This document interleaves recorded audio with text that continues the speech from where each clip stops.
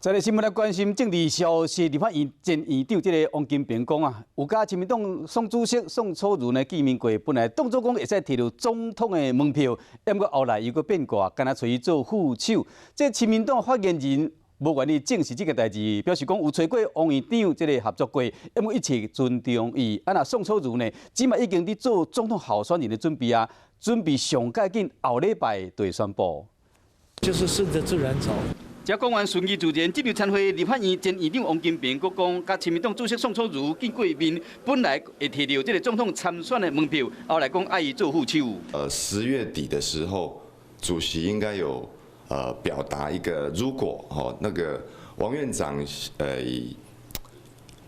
不是愿意一起合作？敢有要互伊门票，还是互王金平做副手，讲甲无啥清楚。不过宋楚瑜第5摆征战总统选举是必然意外，王金平嘛算是出局啊。委员会议我们那一天可能就会对外，目前都是在做